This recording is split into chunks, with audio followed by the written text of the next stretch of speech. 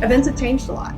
It used to be a thing where buyers and sellers came together at an exhibit booth and they had a little chat. And if that exhibitor came back with a stack of business cards, they felt wildly successful. Expectations from customers have changed. There's a cautionary tale, though, too, over customization. They start seeing these big players that are taking part in the show. It's a magical shift. And when it happens, I just got chills again. The inbounds are just astronomical. Change your creative focus.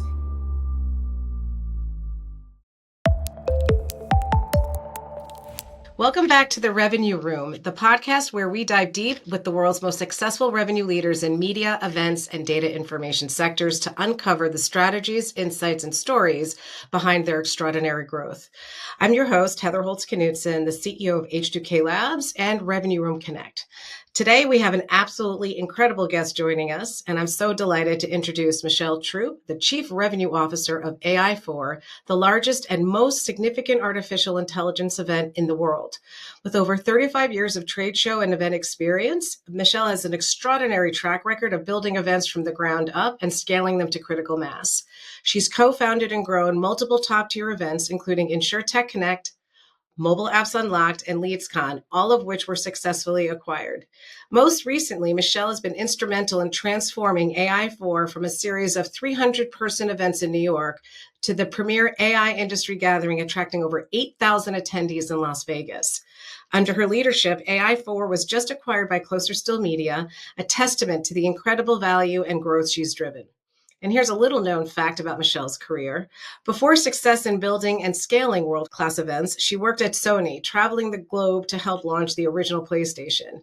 It was a high-octane chapter filled with once-in-a-lifetime experiences. It partnered with icons like John Madden at the Madden Bowl, Mario Andretti at Formula One, which you know we love it because of our revved-up Formula One theme, and even the Blue Angels. Grueling at times, but more fun than most could imagine. It was a wild ride that helped shape the fearless approach she brings to every venture. Michelle, welcome to the Revenue Room. Thank you so much, Heather. You've got this combination of being able to take what I call intrapreneurship opportunities at corporations and bringing tremendous value back through building an acquirable asset to also being an entrepreneur. And I just wanted to touch on that before we go into some of the questions, because I think that'll help set the stage for some of the responses you'll be able to share and insights with the audience. Yeah, it's been a really interesting run. We kind of joke that I came out of the womb doing events. You have it in your blood, and there's just you can't imagine ever doing anything different. But it was interesting. I loved the corporate world. I thought I would be there forever, and then took a little deviation that took me into this entrepreneurial world, and I love it. There's nothing more exciting than building something, watching it grow, having a community embrace it, and then taking it all the way to fruition where somebody else thinks it's valuable enough to want to buy it and take it to new heights. So it's been a really amazing run, and lots of different experiences and lots of really exciting opportunities. Yeah, I can imagine that entrepreneurial spirit you have has been extremely instrumental in being able to create these, assets that have generated so much value, these brands, the portfolios, because it looks like pretty much every single thing you've touched over the last 10, 15 years has gone to acquisition, a very successful one, by the way. I think the thing that's really paid off is being able to be nimble.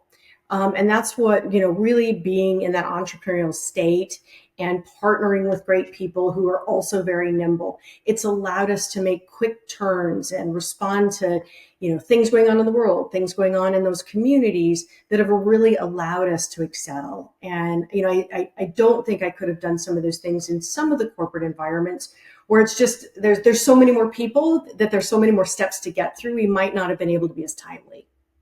No, for sure. And I think your comment about agile, nimble, being able to pivot, if you're working in an environment, and believe me, I think you and I both know many of them where it's like, well, this is the way we've done it, or you're too slow to pick up on a trend. It's not very easy. So I think that's the entrepreneurial part of that part of your character. I think you were not only born with events, but You were born an entrepreneur. So, all right, let me get on to our first real question, which is about how you've successfully scaled events over the last 3 decades, and especially as it relates to your revenue philosophy, right? Because you could scale a very successful event in terms of attendance or perception or brand, but if you don't have the revenue behind it, you don't have a successful event. So can you walk us through what your core principles are? What has guided your approach over the last 3 decades to create such a successful entities? Sure.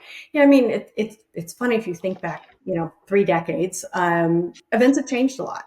It used to be a thing where buyers and sellers came together at an exhibit booth and they had a little chat. And if that exhibitor came back with a stack of business cards, they felt wildly successful. Really the expectations from customers have changed now. Their demands on ROI, their demands on the timing of that ROI have really escalated. And I think the thing that I've always realized is one size doesn't fit all.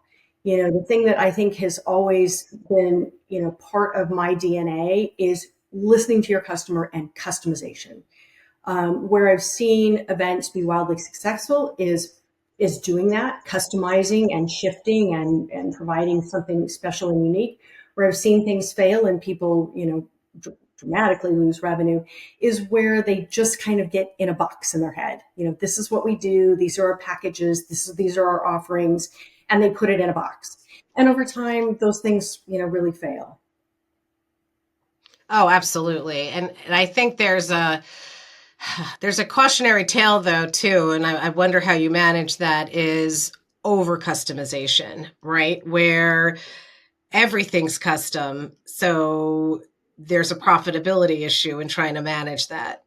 Yeah, absolutely. I mean, you have to find that balance between, here's the things we offer. What can we customize within there? And then there's also some times where, somebody has some really exciting idea and it is something that falls in the parameters of something that would be great and makes sense from a financial standpoint. But we really kind of look at the offerings we have and how do we tweak those? Because otherwise you'd be in customization hell. Right. Just trying to create one-offs for every type of idea. No, for absolutely. And working with media and event companies, I see that all the time. And it's even worse when some of those customized ideas become part of the rate card. So it's like, wow, we have 300 offerings on this rate card, 2/3 of which actually don't sell anymore. Can you actually get that? I'm intrigued by what you just said, though, about like a customer coming to you with a really innovative idea that you then bring to the table. One, I'd love to hear an example of that. But I've actually, when I was an operator, I would have, sometimes a customer would come with a terrific idea, which actually then we were able to productize and scale. Like we would do it for them first that year to see if it worked. Do you have an example of something like that?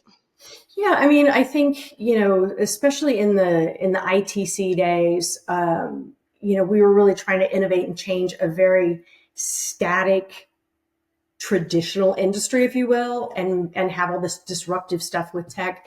And there were things we did where, lead gen was taking on a life of its own. And, we had a tool in there that we had created that would allow matching in ways before the way they do matching now. But we had somebody who wanted to sort of buy that, if you will, buy more of those options. So we actually turned that into a whole vehicle where you could buy these packages and then have this whole product matching, lead matching tool, and you bought packages of them. And it's not like having one-on-one meetings, like it's not like a buyer's program. It's actually matching certain leads, and it became a very profitable product for us. And it was just an idea they had, like, hey, could we do something on taking some of these leads, segmenting them out? And we said, hey, yeah, let's look at that because we've got, a ton of leads. Let's do something with it. And it became a really successful product for us. You personally have had this unique experience of co-founding multiple events that grew to acquisition. How did you know when it was time or when the business was ready for that acquisition event? Like what were there key revenue milestones? Like what did you and the team look at? So, I mean, there's several things that happen. Oh, it's a process, that's for sure. But on the revenue side, especially on the sponsor exhibitor side, there's a shift that I've seen in every single event where the community embraces the event. It's the place to be. And then your inbound leads take on a life of their own. They outpace what you're doing on, your lead gen. Your inbound leads are just, they're of size and scale and companies that maybe we've been trying to get to even talk to us for a couple years. Now they're coming to us as an inbound lead. And once that happens, the sales takes off, the energy change. There's just a buzz that happens both internally and with the community because they start seeing these big players that are taking part in your show. And it's a magical shift. And when it happens, like I just got chills again, like just because every time it's happened, that's when things shift. And then you kind of get into this build to sell mode. It's like you're building it, you're excited by it, but your focus has changed because now you're not just trying to create this thing. You built it. Now you need to take it to the next level.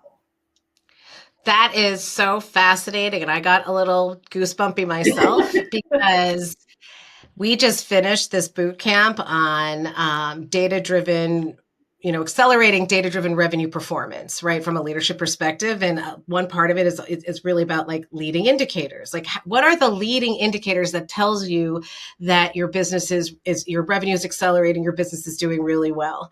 And that is a leading indicator with a shift of percent of deals that go into pipe and closed won that were outbounded, right? We had to hunt them versus the percent coming inbound where they're coming to you. Like that's a great metric for a CEO to be watching, not just the revenue leader.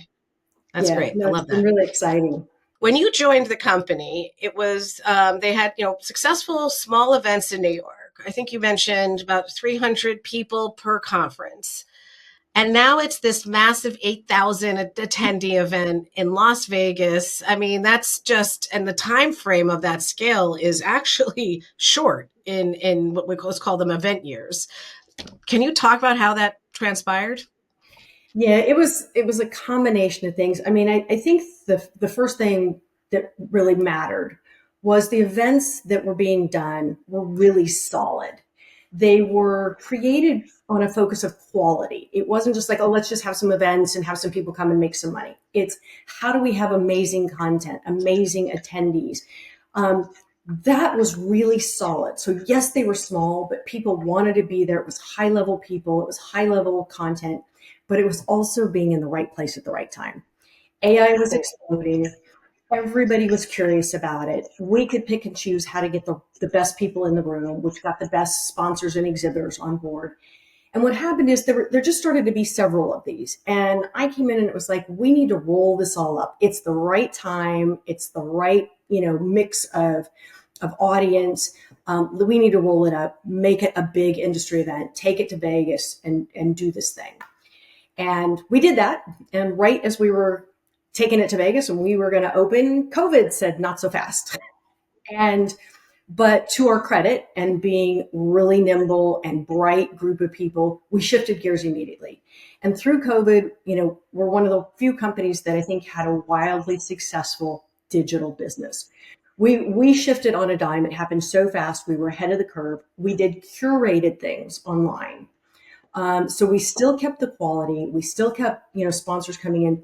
But the thing that actually happened there that, not that there's any good thing about COVID, was that by switching to that online, we went from this little universe in New York or the East Coast to worldwide of people tuning in. And so by the time we went to in person, everybody was there. We had expanded that universe far more than we could have done just migrating, from the 300 person events to Vegas.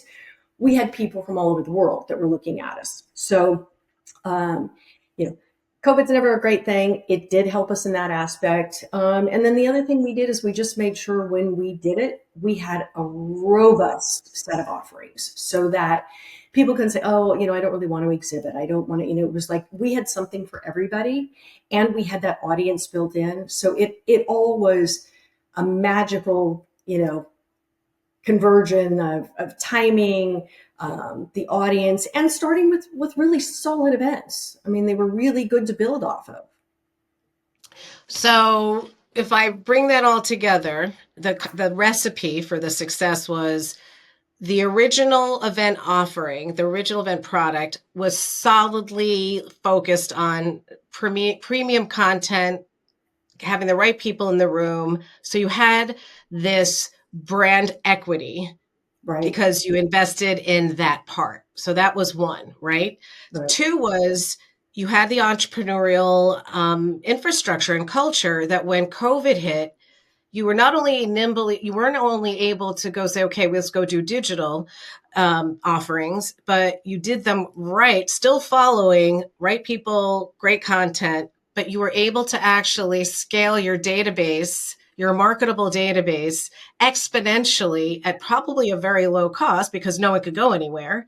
And if they wanted to learn about this, you had that brand. So you now then built the database, still keeping true to the content so that when you were ready to roll out after COVID, you actually had a huge marketable database to go to. And on top of it, and I'd like to dig into this a little bit more, you didn't force your exhibitors to say you must buy square footage and Right. then you could do sponsorship, or it was you don't want to do a booth, you want to do this, let's talk about how we get you engaged into the event. Right. Yeah. What did you offer in terms of, if because there's another question we'll talk about, because I hear this a lot in the market, is the difficulty of getting salespeople to be able to sell outside the square foot. And this has been a decade-old problem, if not more. It seems like you have not had that problem.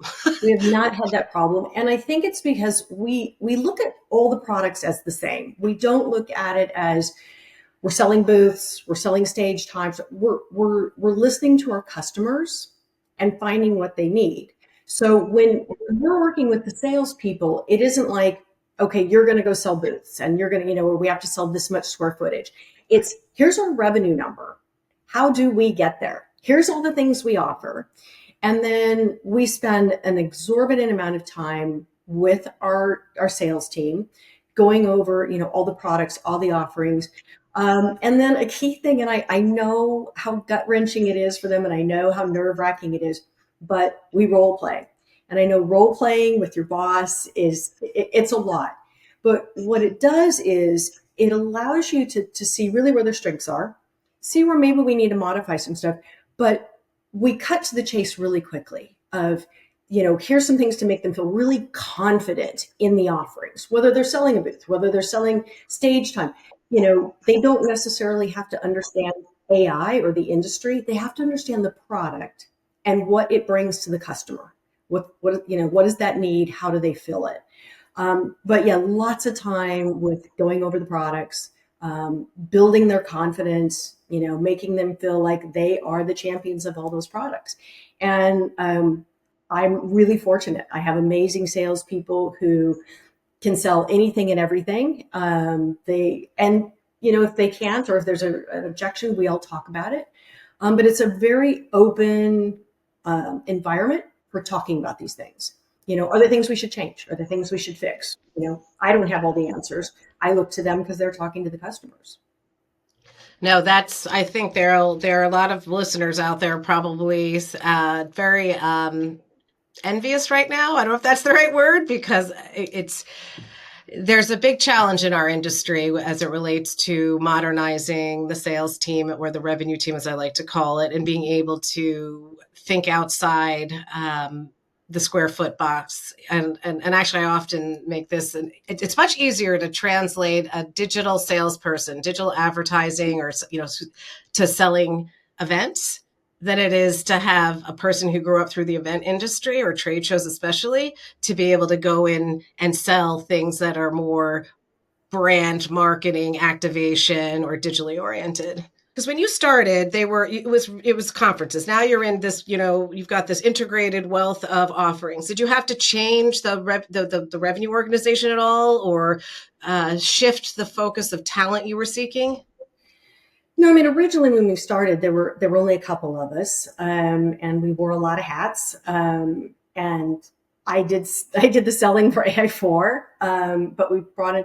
It's always been looked at as more of a full spectrum offering. looking at people who have diverse talents. But I think it's, in looking at the talent that we've brought in, it's been more about how does somebody think? How do they process? Because you need somebody who is not in this rigid mode of here's what I sell. You look for people who are curious about life, who they just have a sense of wanting to know more, wanting to be creative. They're going to do really well in this kind of environment because they meet that client. They want to figure out what does the client need, what products should I talk to them. It's interesting when we bring on a new salesperson, they feel like they want to go through the whole deck, and that's where we fine tune things and we coach and we mentor. Like, listen to the customer, focus on just those things, so the customer's not overwhelmed. But then you're also like, you're feeling confident in what you're talking about rather than trying to talk about 100 different things at once. 100%. And actually, that curiosity part, if you had to test somebody to say, like, I don't even care if you sold, are you curious? Because it's exactly right. So I think one of the other areas you're entering into is hosted buyer programs. Mm-hmm. And I'd love to hear how you're thinking about it, because there's the traditional hosted buyer. I sometimes don't even like calling it hosted buyer because it's more, there's really something valuable, I think, for the buyer, not just the seller, because you're helping them become more efficient. You're cutting down the time, and especially in the AI place, right, sector, I would think that it's hugely valuable.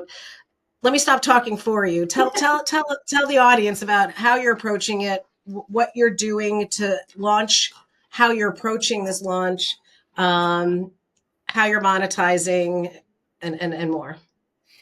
So it's interesting. Back when the events were really small in New York, we had a mini program of this where the top level sponsors would get so many meetings, and we did it manual. It was daunting, but people loved it, and that's always resonated with us. And so it's been in the back of our head.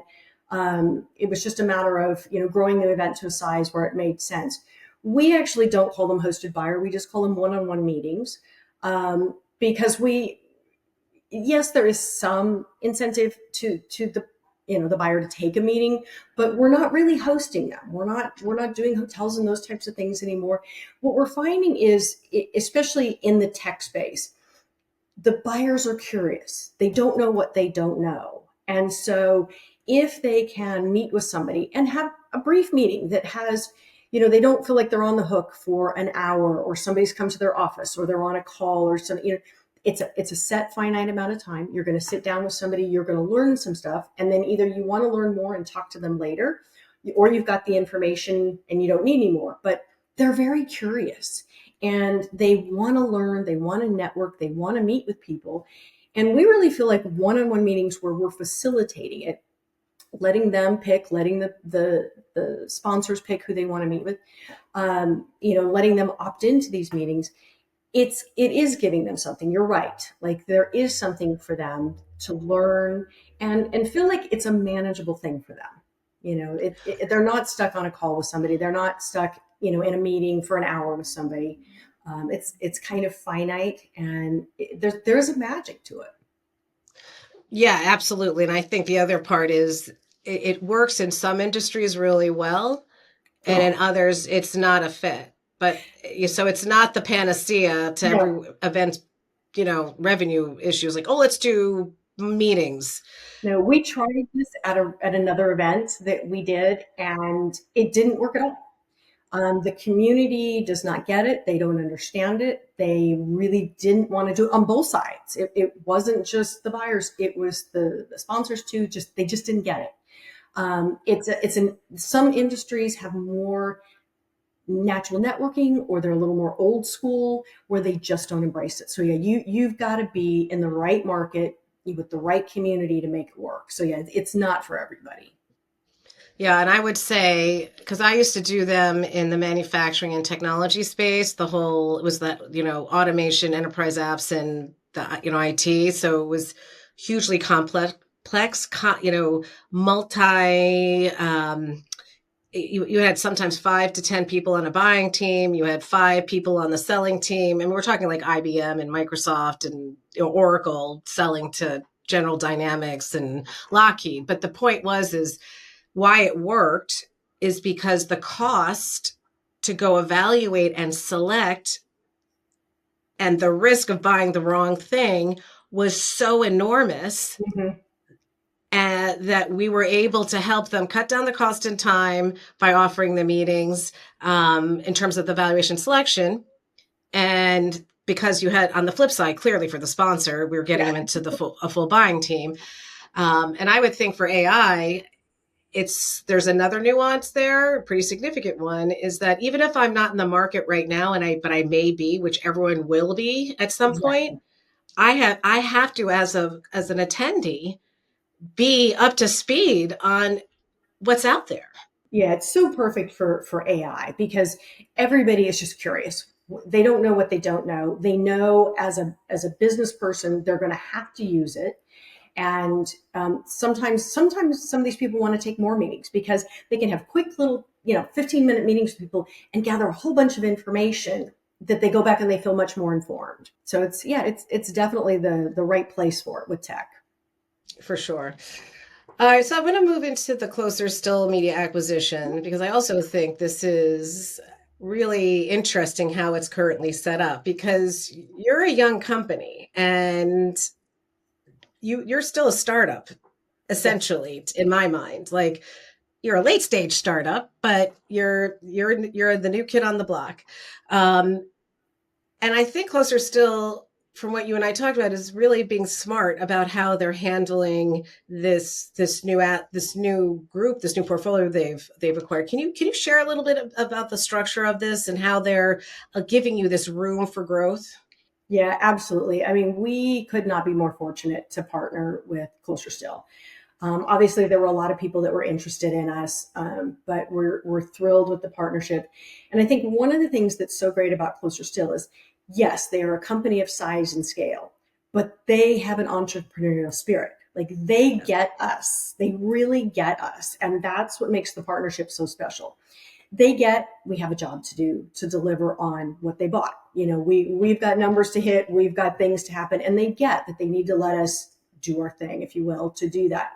But on the flip side, they do bring, really great support, strategic ideas, things that will free up our time and allow us to do more.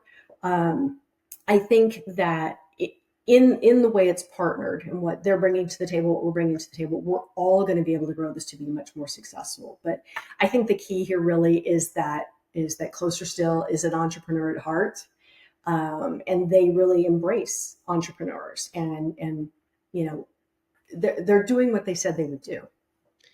Right, right. And I think you have what, a 2 year, was it 2 or 4 year window for. It'll be about 3 years that we're building out the event, and we're all on both sides. We're also excited to see with this partnership, where do we really take it. I mean, it's exciting. Right. It's essentially allowing you to. I'm trying to think of a good analogy, but I'm really terrible at this. So, like, what's my analogy here? But they're allowing you to grow still, like to realize this potential and not getting in the way, Right. i.e., doing no harm, but supporting you and giving you other tools to help Yeah, accelerate the growth. absolutely. I've seen acquisitions where it's like, okay, we acquired them, let's push them all onto our systems. Let's they got to do it our way. We're going to change their website. We're like, everything gets changed because they want to normalize, and sometimes that works, but I think for your particular state of where you are in your life cycle, that would just get in the way. It would stop you from Absolutely. doing the important work.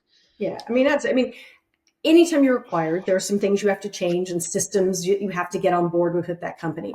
But they've been really great about embracing that. We've got a lot of back end systems that are kind of our magic. And they're really good about saying, okay, we need to integrate on these things, but go use that magic and do what you do. And that's just Right. been wonderful. Yeah, no, obviously there's always a path to centralizing systems. And actually, I always talk about single source of truth and you don't want, but I think there's a pathway to do that so you don't get in the way. Like it doesn't have to be today. It may be 6 months, 12 months or whatever down the road.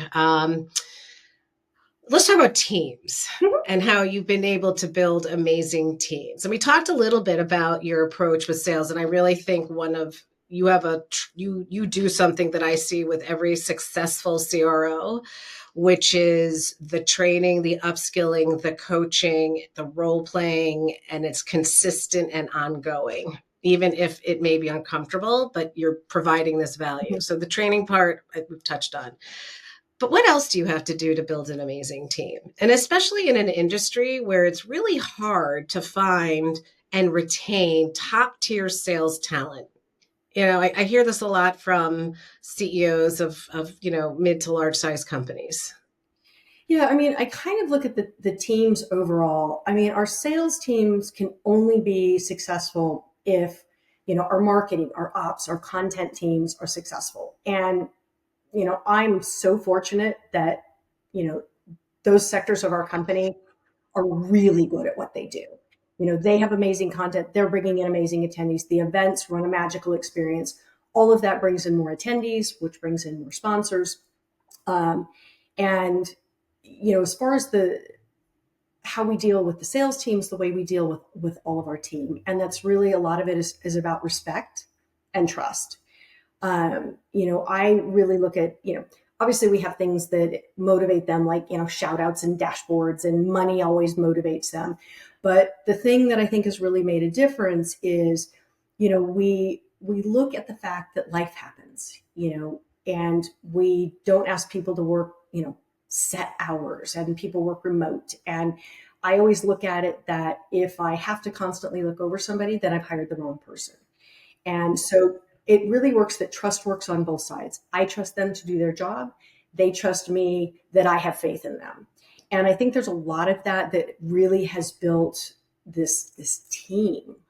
We're all in it together. We all have the same work ethic, but it's really about embracing them, and trusting them. And I've really found that it's turned into a wonderful mentorship, a partnership, and it's really paid off. In terms of your structure of your revenue organization, are your sales team are your sales executives, are they what I call full cycle sales? So they're going out, they're finding new business, they're hunters, they're the gatherers, they're the renewers, they're the expanders, they do everything. They do everything. Now, as we grow, we will probably diversify some of that, because it's just, the event is getting so big, and we will probably have some specialized roles. But right now, everybody does everything, so they feel part of it. I think it's exciting for people to go out and find new business. And right now, in the world of AI, I mean, there's so much new business out there. But it's really exciting for them to find a new company, bring it in, and close it, as opposed to just, a lead that comes in, which is great. We certainly love those, and we want them to convert those. But I find that the team gets really excited. Like, look who I brought in. Look what I closed. And it's that full cycle that I think has really brought out their spirit too, of curiosity. Who else is out there? Who else should I be selling to? What other sectors are we not selling to? They're helping me, like, open up the world of who else we should be selling to, without, me having to think about all of it. Do you track, when you look at new business, are you tracking, and obviously you must be, but like the amount of new business that closes through that outbound effort, the hunter effort versus the inbound? Yeah, we definitely track all of that, and it's been fun right now, because the inbounds are just astronomical, which has been fun. But we have one particular person on our team who he loves to hunt. He just loves to hunt, and so he does a lot of that. But everybody does it all. And then you mentioned dashboards. And so it sounds like you've democratized data insights across your team. So everyone has dashboards that they're looking at. Are you using one? I'd love to know what kind of information you're sharing on the dashboards with your teams and what, is it like leaderboards of who's selling more of this or who's excelling in new business versus renewals? Is it, sales cycle times? Love to learn about some of the data insights you use. And then are those dashboards through your CRM or are you using, a business intelligence solution? So we are a very transparent company. We want everybody to know what's going on with the business. We share numbers with everybody. And when we're looking at our dashboards, we're looking at, we have pace lines that we've got enough pace lines for an army, comparing to last year, comparing to our target, comparing to our goals, comparing, individual people, what their target goal was, their pace line, new business, repeat business, you name it, we track it all and we share it all. We want everybody to feel like they know what's going on. And sometimes because of that, they have great ideas about, what if we track this, or what if we went after this type of business because we're not capturing this here. I find that the more that people are informed and involved, the more creative they are, the more invested they are. And we're seeing great results, not just from our sales team, but from our whole team. Yes, first, some of it does come from our CRM. Some of it is stuff that we automate. Being in AI, there's a lot of stuff, we kind of do on the back end. We love automating everything and programming stuff, but some of it does come from the CRM. Some of it's stuff that, we've kind of built internally. No, and that actually leads to my next question, which is, since you are covering the AI industry, how are you using AI and data to drive your, revenue success and outcomes? Yes, so we use it on a couple different fronts. Obviously, there are amazing lead gen tools out there that, whether it's LinkedIn, Sales Navigator, Apollo, all of these different sales tools. They're great tools, and we obviously use them. I think one of the biggest things that we've shifted to that I encourage everybody in every business to do, use things like ChatGPT for your communication, because it's very easy to get in a rut. Here's the message we send out. Okay, let's change a few words. Here's the message we send out. Let's change a few words. ChatGPT or something like that can help you change your creative focus. Tap into something different that maybe you haven't been able to close these people before. You haven't even been able to get them to open your email or engage with you because you're not saying the right things.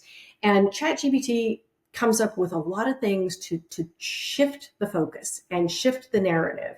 And we find that we get a lot more open rates, a lot more engagement.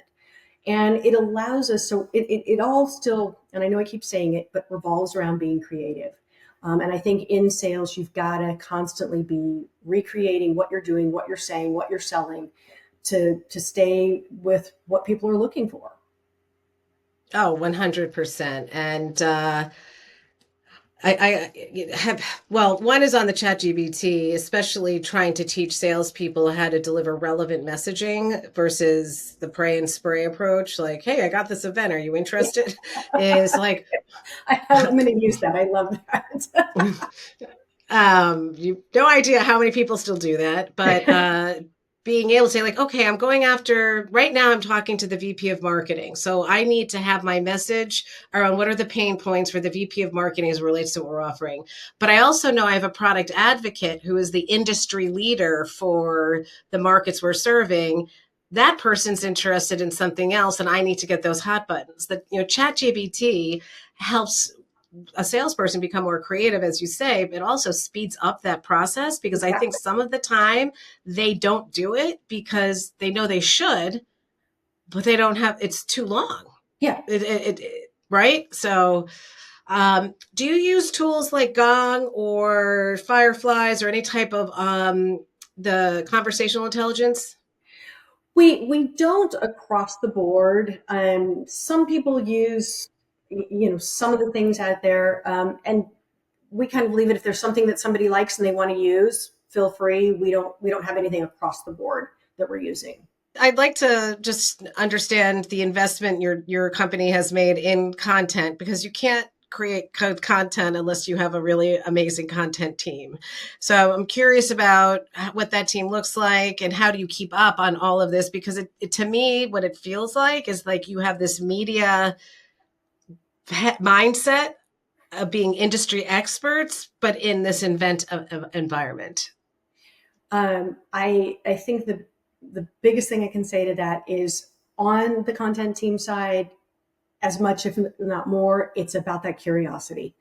Our team is phenomenal. They are constantly looking at every day what's changing, what's new, who the players are, what's coming, but more importantly, what's going, to make sure that our content lets go of stuff that might have been really important last year, but isn't now. It's really about being on the forefront of reading everything, listening to everything, exploring, being curious. This year, the lineup that they're putting together is phenomenal. That lineup is bringing in our attendees, which brings in our sponsors, and our sponsors are excited to be on the same stages with those people. When you have, the godmother and the godfather of AI that are going to be our keynotes this year, like everybody wants to be on those stages. So, the content team is instrumental. And I think just the key is having people that are extremely bright and extremely curious. Yeah, and again, you're just in the right spot at the right time Yep. with the market you're serving. It's super exciting. With the sponsor content, do you have rules of the road for them when they get on stage to ensure that, again, if you have a pillar of content excellence, in my experience, you have to coach the sponsor on what to present and how to present it so it doesn't look like a commercial. Yeah, I mean, as part of the sales process, we explain to them that we want them to be successful, and in order to be successful, it can't be a sales pitch. People are going to get up and walk out of the room. It really needs to solve a problem. These people are coming looking for solutions, so help them solve a problem, not in a sales pitch way, but in a use case, a best practice. And we do coach them along the way. When they send in their slides, we review them and we go back, you might want to think about these things because you're not going to get the best reaction from the audience. We want them to have an amazing, ROI from the audience engaging with them, but we also want to have really good content. We don't want people saying, oh man, that was crap. And, and sort of associate that with the amazing content our team is putting together. So we spend a lot of time coaching. That's great. So it's not just coaching. You're actually spending the time reviewing their materials. Yes. I'm going to take that little piece of advice. All right. So just as we wrap up, what is one piece of advice that you would like to share with our listeners, especially as it relates to scaling revenue? From startup to being acquisition ready. And I think one was watch that new business lead number, but you had to do something to get that number to go flip over the fence. Yeah, I mean, I think, when it comes to driving revenue, I would say embrace your drive, don't just look at it like I have these numbers to hit. You have to have that passion in you that you pass along to your sales team of wanting to drive the revenue, not just to hit a number and get your sales number. But don't be afraid to explore new tech. Don't be afraid to explore new ways to do things. You've got to refresh your offerings. Client demands are really changing right now, and we've got to continue to change to be with that. A long time ago, I worked for a wonderful person named Galen Poss, which I think most people in this industry know. When I first started, we had our very first management meeting, and he put a hat on the middle of the table. And he says, anytime that somebody says, but that's the way we always do it, you put $1 in the hat. And it resonated, because I've always thought we've got to keep evolving. We've got to keep changing. We can't keep doing stuff the same way. And that's what I would say about driving your revenue. You've got to keep evolving. Embrace the new stuff. Go for it. Yeah, and I said that was going to be my last question, but I do have one more because you've said this a few times about customer needs are radically and rapidly changing. What's the one biggest thing you see in terms of the change? Like, if you don't address this, you're done. So I think what's changed in the world overall is things like Amazon. You go online, you decide you want the blue thing with the white that's going to be delivered in 3 hours from now. They have this expectation that I can pick and choose exactly what I want. And I think, that translates into sponsor exhibitor sales. They want to tell you, here's how much I'm going to pay you for it. Here's what I want in it. And you have to be able to find those products. You have to be able to customize in a way that fulfills their needs, but also delivers on your bottom line. That is something that's manageable and financially makes sense. But that I really think that shift in how people shop in general and how they look at their purchases has shifted into this. And we all need to be cognizant of that, or you're going to get left behind. We all talk about personalization on the audience side and relevance. What you're saying is it's now here on the sponsor exhibitor side, It and you is. can't just go in with, here's our media kit. What do you want? Exactly. Yeah. Okay, great. All right. So I always end with a few rapid fire questions. And you're actually the lucky recipient of a new one, which is, what is the best meal you've ever had? So I thought about this, and I kept coming back to one thing. So for an anniversary one year, my husband surprised me, and he knew that I would be out for the day running errands and doing stuff. And I came home, and he had this amazing chef here. And it was this beautiful summer afternoon, and we sat out back. And I'm a vegetarian, and the chef made vegetarian things that I never even knew were possible. And we had that and just an amazing bottle of wine, and celebrated our anniversary. But it was the thought behind it, but it was just the magic of the moment, the meal, the thought that went into it, and this amazing chef. He was incredible. Yeah, love was part of that. One of Exactly. my favorite movies was like Water for Chocolate, and love was Oh, always part of oh, her. absolutely. Yes. What is the best book you've ever read? And the reason why I like asking this of every podcast guest is we're going to be building a book club for Revenue Room Connect members. So we'll feature your book with your name, your favorite book. So I thought about this too, and I know people probably have a lot of very profound, timely business or self-help, but I have to say one of my favorite books of all time was The Hitchhiker's Guide to the Galaxy, and it won't surprise you because of my curiosity and my desire to kind of look at what else is out there. How do we live life? How do we uh, kind of bypass our boundaries, and just live life on a different level? And that always spoke to me that way. by the way, first of all, that's such a great addition. So number one, but two is we've gotten children's books. Oh, The good. Giving Tree. Like, Oh, yeah. remember the person talked about. I'm about ready. I love that book. So that's an awesome addition. And I guess the last one I'd like to ask is, it's I think this has changed, but back in the day, like seeing a woman rise up through the revenue channel was not seen, that much. What's your advice for up and comer female revenue executives? Yeah, I mean, I think whether it's for revenue or whatever it is, if you're trying to make your way, listen to your inner voice. Great stuff. Don't be afraid to share it. And I think that's the biggest thing is don't be afraid. Don't be afraid of the new tech. Don't be afraid of trying different things. Don't be afraid to fail. I mean, there's all kinds of things that we launched and I did that didn't go anywhere and they don't exist now. But the best thing is learn from this. Don't be afraid to try and learn from it, because there's so many things I'm doing now that are the result of things that didn't go right. But I figured out, okay, here's what went wrong. Here's how we do it different next time. And I think that's the most important thing. And especially with revenue, you're going to have to try a lot of different things. You're going to have to embrace a lot of different things.